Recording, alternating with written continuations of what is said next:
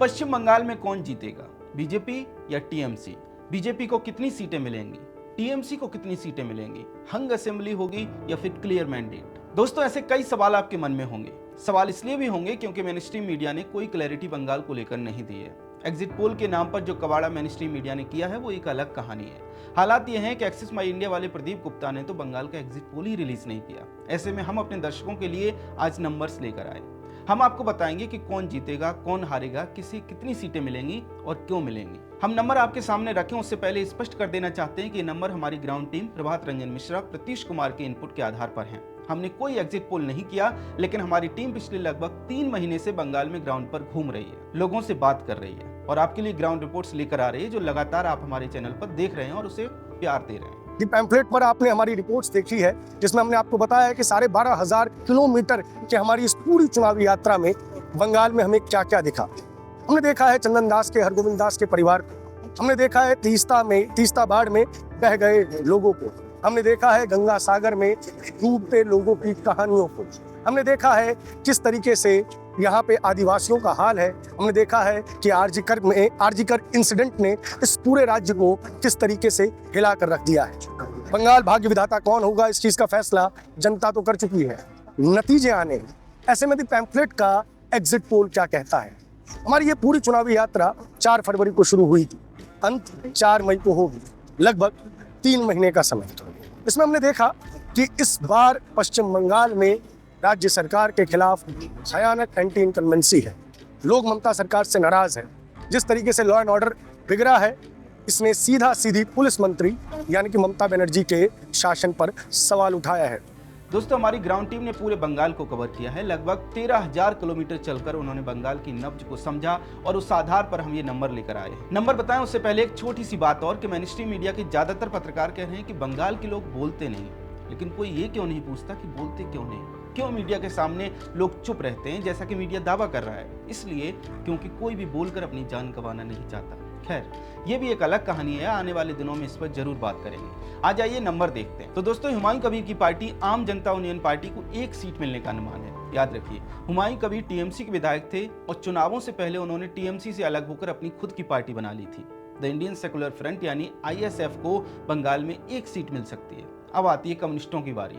दोस्तों, जिस वामपंथ का बंगाल पर 34 साल तक शासन रहा, आज उसे 4 सीट भी मिलती दिखाई नहीं दे रही। हमारी ग्राउंड टीम का इनपुट कहता है कि लेफ्ट को बंगाल में इस बार 2 सीटें मिल सकती है। जी हाँ, लेफ्ट बंगाल में इस बार सिर्फ 2 सीटों पर सिमट सकता है। अब कांग्रेस की बात करें तो राहुल गांधी बंगाल चुनाव छोड़कर अंडमान एंड निकोबार प्रोपेगेंडा के लिए चले गए थे और उसका एक्सपोज हम लगातार अपने चैनल पर कर रहे हैं। राहुल गांधी के बंगाल छोड़कर जाने से एक बात साफ है कि कांग्रेस को भी पता है कि बंगाल में उसे कुछ ज्यादा नहीं मिलने वाला। हमारी ग्राउंड टीम बताती है कि कांग्रेस को 4 सीटें मिल सकती हैं। हुमायूं कबीर की पार्टी आईएसएफ, लेफ्ट और कांग्रेस की सीटों को लेकर हमारे संवाददाता प्रभात रंजन मिश्रा का क्या कहना है, देखिए। 46 सीटों पर कांग्रेस लड़ तो रही है, लेकिन उसके हिस्से 5 के आसपास सीटें ही आएंगी। 1 सीट आईएसएफ को मिलेगी और 1 सीट ही हुमायूं कबीर की पार्टी जीतती हुई नजर आती है।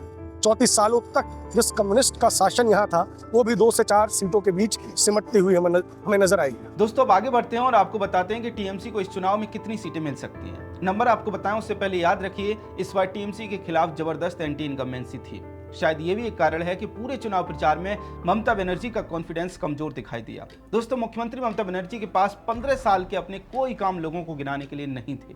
वे कभी पीएम मोदी की झालमुड़ी पर टिप्पणी करती तो कभी चुनाव आयोग की आलोचना करती, चुनाव आयुक्त को धमकाती, कभी गृह मंत्री अमित शाह पर कमेंट करती। इसी तरह से टीएमसी के नंबर 2 अभिषेक बनर्जी भी सरकार की नीतियों, सरकार के कामों के बजाय गृह मंत्री अमित शाह को लेकर धमकी भरी भाषा का इस्तेमाल करते हुए दिखाई दिए। दरअसल ये पूरा चुनाव ममता बनर्जी ने अपने कामों को लेकर नहीं गिनवाया। 15 सालों में उन्होंने जो कार्य किए हैं उसको लेकर नहीं लड़ा। उन्होंने ये पूरा चुनाव लड़ा एसआईआर के विरुद्ध, क्योंकि उन्हें पता था कि इन चुनावों में जनता के बीच ले जाने के लिए उनके पास मुद्दे नहीं हैं। पिछले 5 सालों में पश्चिम बंगाल ने भयंकर हिंसा देखी है। पिछले 5 वर्षों में इसी पश्चिम बंगाल ने आरजीकर देखा है, कस्बा देखा है, पार्क स्ट्रीट देखा है, जिसने लोगों को अंदर से झकझोर दिया है। वो मुख्यमंत्री जो एक वक्त में गूंगी बहरी लड़की को इंसाफ मिल सके, इस चीज के लिए राइटर्स ब्लॉक में पहुंची थी और राइटर ब्लॉक्स में पहुंचकर उस वक्त के मुख्यमंत्री ज्योति बासु से उन्होंने जंग लड़ी थी। उन्हें बेइज्जत करके उस बिल्डिंग से बाहर निकाला गया था। लेकिन उन्होंने एक नाम कमाया था कि वो महिलाओं के लिए लड़ती है, वो एक मजबूत महिला है। लेकिन संदेश खाली आरजीकर इंसिडेंट के बाद जिस तरीके से मुख्यमंत्री ममता बनर्जी का व्यवहार रहा है, वो पीड़ित के पक्ष में नजर नहीं आई। वो जिन्होंने ये बहुत जघन्य अपराध किया है उनके पक्ष में जाती हुई नजर आई। इसने इनके महिला वोट बैंक को पूरी तरीके से हिलाकर रख दिया है। ये भी याद रखिए, इस बार चुनाव आयोग की सख्ती के कारण छापा वोटिंग नहीं हो पाई, गुंडागर्दी नहीं चली, लोगों के अंदर वोट डालने के दौरान हिंसा का भय नहीं था। इसके साथ साथ ममता सरकार के मुस्लिम तुष्टीकरण से भी लोग परेशान दिखाई दिए।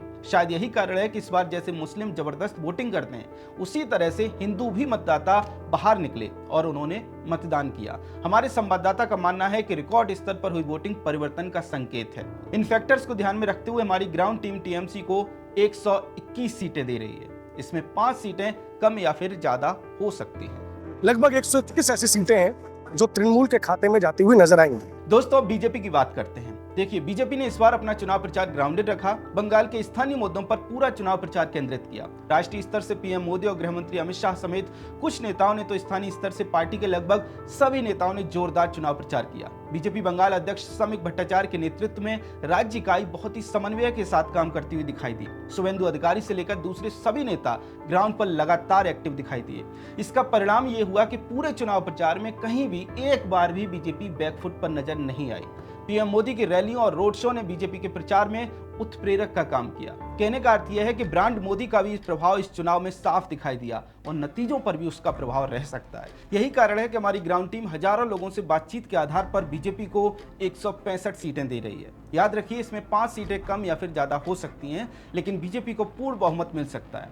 अगर ऐसा होता है तो पश्चिम बंगाल में बीजेपी पहली बार पूर्ण बहुमत की सरकार बनाएगी। हम बाकी एग्जिट पोल्स की चर्चा नहीं करेंगे, अपनी एग्जिट पोल के बारे में आपको बताएंगे। हमारी इस पूरी चुनावी यात्रा में हमने ये महसूस किया कि लगभग 165 ऐसी सीटें हैं जहां पे भारतीय जनता पार्टी मजबूत है या चुनाव जीत सकती है। इसमें +-5 का स्कोप आप रखिएगा। दोस्तों, इस तरह देखें तो बीजेपी को 165, टीएमसी को 121, कांग्रेस को 4, लेफ्ट को 2, हुमायूं कबीर की पार्टी और आईएसएफ को 1-1 सीट मिल सकती है। याद रखिए, ये नंबर हमारी ग्राउंड टीम के इनपुट्स के आधार पर हैं, ना कि कोई एग्जिट पोल है। खैर, अब आप हमें कमेंट सेक्शन में बताइए कि आपका नंबर क्या है। आपको क्या लगता है, बंगाल में बीजेपी को कितनी सीटें आएंगी, कौन बनाएगा सरकार?